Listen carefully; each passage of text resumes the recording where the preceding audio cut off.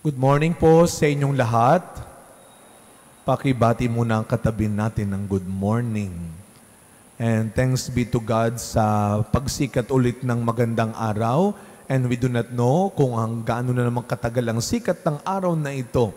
But tayo ay buhay pa rin pare-pareho na dapat nating ipagpasalamat sa Diyos. This is the 14th Sunday in Ordinary Time. And this is the first Sunday of the new month. First Sunday of July, and alam ho natin that every first Sunday, towards the end of our Mass, magkakaroon ng blessing ng mga may birthday. Na? Every first Sunday, may naalala ho ako sa isang simbahan na na-assign ako. Tuwing first Sunday, nagbe-bless din ng may birthday. Napansin ko, may isang matanda, parang buwan-buwan. Siyang every first Sunday, pupunta siya at magpapabless. Sabi ko, parang buwan-buwan, birthday naman ito. Sabi ko, yung iba nga ayaw pa mag-birthday, ikaw naman nagmamadali na. Yung iba ayaw pang tumanda, ito'y nagmamadali na, buwan-buwan. And then habang nagre-reflect ako, and I think that is right. No? We should not only celebrate, remember, honor our birthday once a year. In fact, not only monthly, but every day. We should remember the day of our birth. Ipagdiwang natin, alalahanin natin, ipagpasalamat natin araw-araw ang kapanganakan natin. Because definitely, not all were given the chance to be born. At hindi lahat naging matagumpay na isilang. Mabuhay tayo. Ang bilin sa atin, kapag tayo'y nabubuhay pa, sa dami-dami ng mga montik-montik ka na, gumaling ka lang nailigtas ka lang. Anong sinasabi natin kuminsan? May misyon ka pa. Yan ang sinasabi, kaya naligtas ka kaya gumaling ka kaya buhay ka pa may misyon ka pa. We all live with a purpose, with a mission. Kaya katulad po ng pag-asa, ng kagalakan ng Jerusalem sa ating first reading ngayon, they rejoice. They were full of hope. Sa kabila ng ginagawang pang-aapi sa kanila ng mga taga-Babylonia, ang Jerusalem ay punong-puno pa rin ng pag-asa sa Diyos. Ang Diyos na magbibigay pa rin sa kanila ng kaaliwan, ng kaginhawaan. Ito ang pinanghawakan ng mga taga-Jerusalem. Sana tayo rin, patuloy tayong maging matatag sa kabila ng sunod-sunod o sabay-sabay na pagsubok sa buhay. Wag nating bastang isuko ang oras, ang lakas na binibigay pa ng Diyos para sa atin. Just like Jerusalem, during that time, they focused. They just remembered the power, the goodness of God to console them. Sana tayo rin. At magagawa natin yon kung katulad ni St. Paul to his letter to the Galatians sa ating second reading, paniwalaan natin, sundin natin ang sabi ni San Pablo, na kahit dumating man ang unos, ang hirap, ang pighati, wala tayong ibang maipagmamalaki. Wala tayong ibang makakapitan, kundi ang krus ni Kristo. Well, pag sinabi natin krus, sa lengguwahe natin, sa pag-iisip natin, problema. Pag sinabihan kang, alam mo, krus kita, di ba masakit yun, Alam mo, itong asawa ko ang krus ko, Father Itong panganay ko ang krus ko Itong bunso ko ang krus ko Itong aking nanay, itong aking tatay ang krus ko ngayon. Masakit yun.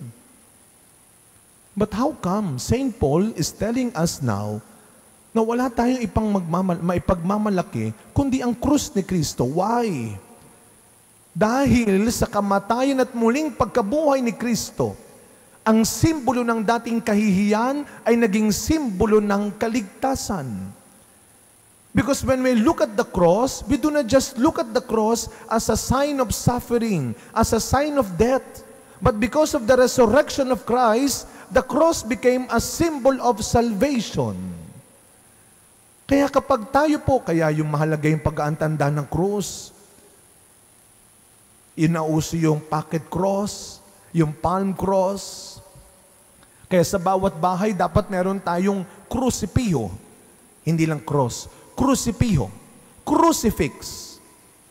Because remember, a cross without Christ is a defeat. But because of the man on the cross, it became a victory. Kaya tayo dapat merong krusipiho. Yun ang ipagmamalaki natin. At yun ang bilin ni Kristo sa kanyang 72 alagad pa. Huwag kayong makakalimot sa inyong misyon. Lahat tayo hanggang ngayon ay binibigyan pa rin ni Kristo ng misyon. Ano ang misyon natin? Ipahayag ang mabuting balita sa salita at sa gawa. Huwag nating kakalimutan na sabi nga ni Kristo sa kanyang mga alagad, hindi man laging magiging madali, hindi man laging magiging masaya ang inyong pagmimisyon, kasama ninyo ako.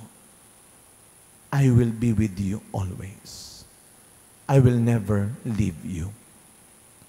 Bukod sa binilin niya sa ating ebanghelyong narinig ngayon, binalaan naman sila ni Kristo Do not expect that everybody will like you. That everybody will believe in you. That all will follow you. No. Sa isip-isip natin, kung ang Panginoon nga hindi pinakinggan noon ng lahat, hindi tinanggap noon ng lahat, how much more tayo na alagad lang niya? Pero anong paturo niya sa atin? Huwag kayong papantay sa kasamaan nila. Huwag ninyong papatulan ang kasalanan nila. Anong ginawa? Ano ang turo ni Kristo? Lumabas kayo sa bayan na yon, and you shake the dust of your sandals. Iwan ninyo ang anumang mali, masama, at huwag ninyong tutularan. Huwag ninyong papatulan, then leave. Sinisigurado ng Panginoon na lagi niya tayong kasama. At ang paalala lamang sa atin, sana sa oras ng mga pagsubok, sa oras ng mga paghihirap, magpaka-Kristiyano pa rin tayo. Maging misyonero pa rin tayo ni Kristo. At tulad ng sagot ni Kristo sa balitang tagumpay ng 72, no? Bumalik yung 72 And perhaps, ang sabi nila, Lord, mission accomplished, napalayas namin ng demonyo dahil sa pangalan mo. Napalayas namin, nagtagumpay kami, natalo namin sila. Pero ano ang paalala ng Panginoon? Sandali lang. Huwag niyong kakalimutan that there is more than the praises of this world for you. Na meron pang higit sa papuri ng mundong ito sa kabutihan at magandang nagagawa mo. Huwag ikakapalakpak ng iyong tenga ang papuri at paghanga ng iba. Dahil ang lagi mong hahangarin ay ang makasama ka sa listahan ng kaligtasan. Maybe not here, maybe not now, but do not forget, we are in this world, but we are not for this world. Because God is preparing heaven for you. As we continue this celebration, my dear friends, patuloy nating ihanda, ipagkatiwala sa Diyos ang bawat araw na nagsisimula pa. Huwag natin sasayangin ang bawat araw ng ating buhay para tuparin pa rin ang nag-iisang misyon natin. And that is salvation. Nawa tayong lahat ay maging tunay na alagad ni Kristo, naniniwala sa Kanya, sumusunod sa Kanya, nagtitiwala sa Kanya. Every day, we celebrate our life with a purpose, with a mission. Amen.